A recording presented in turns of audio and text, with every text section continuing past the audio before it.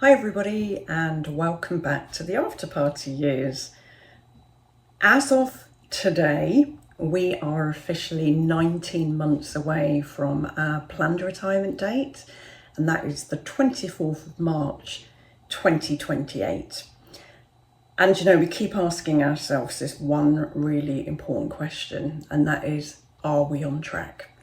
Because I don't know, the closer we get to retirement, the more it feels like a real plan and less of a pipe dream. So for those of you that are new here, well, welcome, and welcome back to anybody that's watched a previous video. I'm Janice, and along with my husband Michael, we are on our 2-year countdown to early retirement and the life that we're really hoping to build afterwards. So 19 months in, well, that sounds on paper like quite a long time away, but when I realise that is probably, I don't know, 6 or 7 quarterly updates from now, it suddenly feels a lot closer. And it's no longer something that is way off in the distance. It's becoming really real. So this is a quarterly update. So what have we done this quarter? Well, we've had our Spanish holiday home valued. I've increased my salary sacrifice pension contributions by the minimal that you can, so by 1%. We have started rebuilding our sinking funds in our budget. I have recovered a little lump sum from one of our utility bill accounts. We have booked a Forest England camper van stay, and I'll tell you a little bit more about that in a minute. I've sold a dress on Vinted, so I'm getting back into that again. And we've stocked up on some key household staples because lots of rumours of even more anticipated price rises, as if we needed any more. So when you list it all out, it really has been a quite productive quarter to report back on. So let's take them in turn. So the Spanish holiday home valuation. So that's one of the biggest things we've done, having it valued whilst we were in Spain in July. So if you've watched this channel recently, you'll know that we've been debating a bit of a heart and a head debate about whether we should keep it or sell it as part of our retirement plans. And I get it, first world problems, but it's part of our reality and something that we'd always dreamed of. So the valuation itself hasn't made the decision for us, but what it has done is it has moved us on from some assumptions that we had to some factual information. So we've got the facts and figures, and whatever we decide, I think it's important to understand what role that property could play in our early retirement plans. So if you haven't seen that video, I will link it below because it's become, as I said before, one of the biggest decisions for us to work through. So on to testing out the retirement life, trying it on for size, if you like. We have also booked a couple of nights away in our camper van. So that will be next month, so beginning of September I think we're going, and it's the Forest England overnight stay scheme that they've just started running this year. So it means that you can stay within Forest England car parks in a certain amount of different forests that they run. Normally they're empty after a certain time of the evening, but they're opening them up as a trial to see whether it works and they want to expand it. So quite excited about that. We're taking our dog. You haven't met him yet. He is an Irish red setter called Fuji, and he loves that forest. So we're hoping that we all have a good time on that one. And I think, it's safe to say that that's one of the things that we've been looking most forward to in retirement, and that is spending more time travelling in the camper van and other travels, but any opportunity really to test out those future adventures feels really worthwhile. So little trial runs really of perhaps what retirement might start to feel like for us when we're not slogging away at the 9 to 5. And we're kind of trying to live pieces of it now, just to see what it is we want to do and build those into our longer term plans. So exciting stuff. So on to the financial update. This is the one that everybody always thinks lives and breathes and sits at the centre of any retirement plans. Financially, I would say we're broadly on track. So one area that we've been focusing on in this quarter is consciously building back those sinking funds. Last year, when work situations were a little bit different and felt less stable, we ended up dipping into those sinking funds, particularly the emergency fund, which had built up quite nicely. Probably a bit more than we would have liked to have done. But to be fair, they did exactly what they're supposed to do. They gave us flexibility and peace of mind when things felt uncertain, hence the term emergency pot. But of course, once you've used them, you have to rebuild them. So this quarter, we've been deliberately putting money into that pot and other sinking funds that I'm sure we'll talk about again in another video. From a financial perspective, what I've also done is I've made a tiny increase to my pension contributions. So 1% on top of what I was sacrificing from my salary up until now. So I think 19 months from retirement still gives us some time to make some meaningful improvements to our plans. And it just felt like the right moment to start putting a little bit more away. Every little helps, right? I appreciate 1% isn't a huge change, but I think, retirement planning often isn't about huge changes. But retirement planning is about making a series of kind of small, sensible decisions and allowing them to compound. I appreciate that's not, 19 months isn't long for compounding, but any extra money that I can add into our pot that doesn't just come from me is a good idea. Now, continuing on the financial theme, another useful exercise this quarter has been reviewing some of the household bills. Not glamorous, I know, but retirement planning rarely is, as we know. So whilst checking out the gas utility account, so the utility bill for our gas, I discovered that we'd built up quite a few £100s in credit, and I was actually able to claim back £300 this month. Now, some of you might be thinking, why didn't you just leave it there? Or why didn't you just reduce your direct debit? But I've chosen to keep the payments at the same level that they were when that amount started building up in the background. But the thinking is simple there, because whilst we've been having this amazing summer, albeit a drought and everything's dying, but it has been hot here in the UK. When the winter arrives, it's going to be a different picture.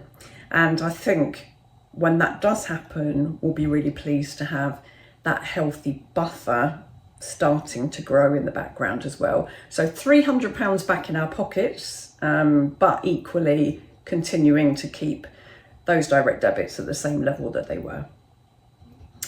So I think that's a reminder, those financial points really, that it's not always about earning more, it's about paying attention to what you've already got and making some good choices based on that.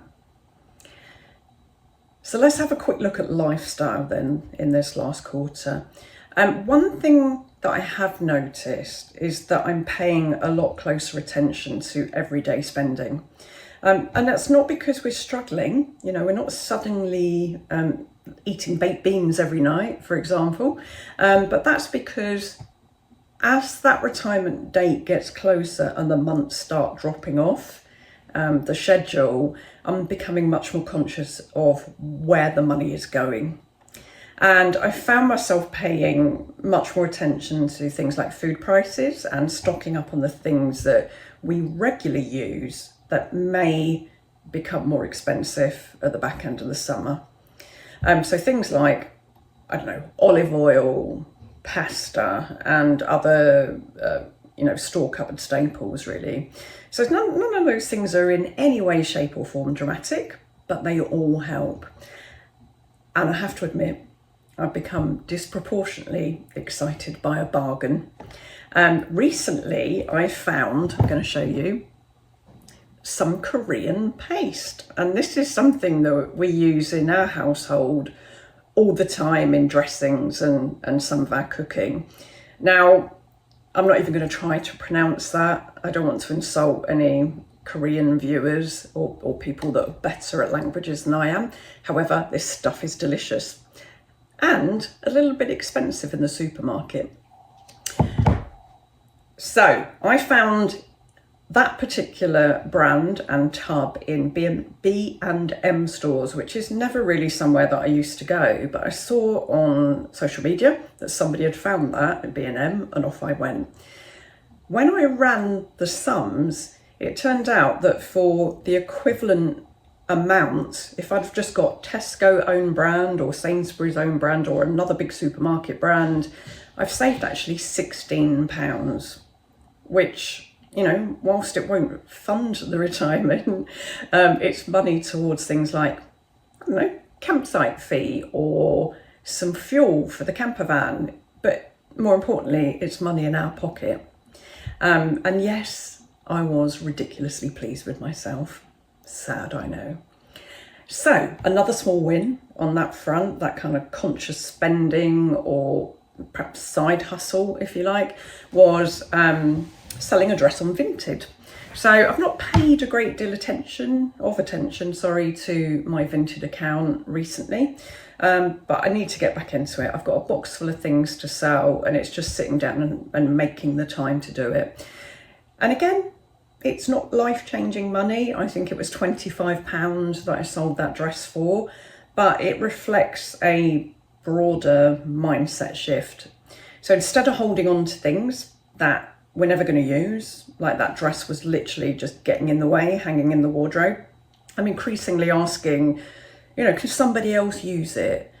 Would it turn into money? What shall I do with it? And even if I don't want to sell it, passing it on to charity, for example, and just making space to breathe. So again, it's been converted into money for future adventures. It's been converted into fuel, campsite fees, etc., etc. And again, it's in our pocket, not someone else's. So one sale at a time. And I think it's safe to say that the older I get, the more I realise that this retirement planning lark isn't just about pension pots and spreadsheets. It's about hundreds of small decisions that add up over time. So let's move on to one of those things that we simply can't control. There are things that we can control and there are things that we can't. And that is risk. So I think some of the biggest risks on our radar at the moment are that whole market volatility. Now, when I was thinking about this video, the markets were plummeting. Now we're making this video, they seem to be having an uptick, but you just don't know what's around the corner. So, inflationary pressures as well. We spoke just now about finding a bargain in the shops, or perhaps hoarding. Perhaps hoarding is too strong, but having extras of those store cupboard staples. All of that kind of thinking is a bit of risk management, if you like. Now, the markets have had, as I said, a fair share of ups and downs recently. And as someone who's now only 19 months away from retirement, I definitely notice those moments more, than I did maybe 20 years ago, even probably 5 years ago, to be fair. I think when you're 35, a market wobble feels like something that will sort itself out. You don't need to get too concerned about it. You know that it's a way off. But when you're 55, like I am, and counting down, it feels a lot more personal and it's a lot closer. And then, of course, there's the state pension. Yes, thank you, UK government. So whenever I mention retirement online, someone will always ask, well, what happens if they push the state pension age back again? And it's a fair question. And whilst I can't control government policy, I can think about the impact that that would have. So for every year, if we base it on the current state pension annual amount, we probably need to find each another £12,000 for every year that it gets pushed back. Now, Michael is 3 years older than me, so it looks like he's going to be okay. But with the latest news, and in fact, I think I saw something online a little while ago that I need to have a good read of, but there is talk of the pension age for my age group going up from 67 to 68 a lot sooner than was predicted. Now, my birthday's in March. It's at the end of March, and I suspect I'm going to be right on the cusp of that change, and it will impact me. And that's just the way it goes, I guess. It's a bit of a situation like those poor WASPy women, where they were taken by surprise about the changes to their pensions, and many people lost a lot of money. Now, I guess we can see this one coming somewhat, so that means that I can make some amendments if need be. And I think, none of these risks individually threaten the retirement plans, but when you take them all together, I'm giving risk for this quarter an amber rating. Let's move on to the emotional check-in for this quarter. So as I said earlier, I think this quarter I have very much learned that early retirement planning is kind of less about the numbers and more about the mindset. The financial piece, of course it matters, that's what drives the engine.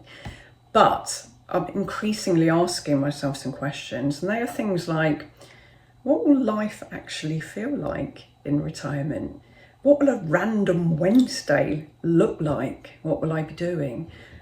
Will I miss aspects of my work? Probably not.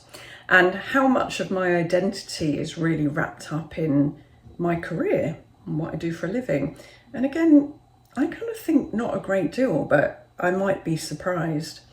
And the funny thing is, I'm not worried about being bored at all. I've got travel plans. We've got travel plans. Need to include the husband in that. We've got the camper van, we've got music festivals, we've got this YouTube channel that we're trying to grow. And in fact, I have got a list that has gone like this of what I'm calling life experiences. It's like a bucket list, I guess, but I'm calling it life experiences. And there are plenty of adventures, and small and large and medium and long term and short term, just a big old pot of stuff. Perhaps that's another one for another video. What do you reckon? So, just to summarise then, what I think I'm learning is that retirement isn't like one single event. It's not that date where you finish work, give back your laptop, wake up next day and you're done. It's a gradual transition. And, maybe that's what these last 19 months are actually about. So right at the top of this video, I asked the question, are we still on track? So I'm going to just flag up a dashboard, and I think what I'll do is I'll share this with you each quarter, and we'll see how things shape and change over time. Let's look at the dashboard. So financial readiness, as you can see, is showing green. So that's because we've increased those pension contributions, albeit by a small amount, but we have increased it. We're rebuilding the sinking funds. We've reviewed household bills and recovered that little bit of money. And we are continuing to strengthen, I think, the foundations of our retirement plan. Look at lifestyle planning, also green. So we've had that Spanish property valued. We've booked some camper van trips. We're planning some future adventures, which is always fun. And we're actively building, I think, the lifestyle that we want to retire to. Now, here's when things change. So you'll see that risk is amber. And that is because market volatility and that future state pension landscape remains uncertain until an official announcement is made, but I suspect I know what way that one's going. And there are still areas, I think, of our financial resilience that we're continuing to strengthen but aren't quite there yet. So from an overall confidence point of view, you will see that it is also showing amber. I've given it a rating of 7 out of 10. And I think that, I don't know, maybe 3 months ago I might have said 8. But today I'm saying 7. And that's not because anything's gone dramatically wrong, not because we're off track at all, but it's simply because retirement now is close enough for the risks to feel more real. So the plan is still good. The direction of travel is positive, but there's still some work to do. So if you were to ask me whether we're still on track for the 24th of March, 2028, my answer is a cautious yes. An amber yes, but definitely a yes.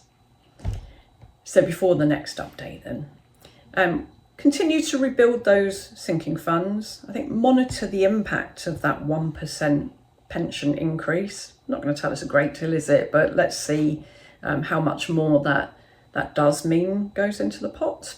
We'll continue to evaluate the options for the Spanish property and maybe even come to a decision by the time we do our next update.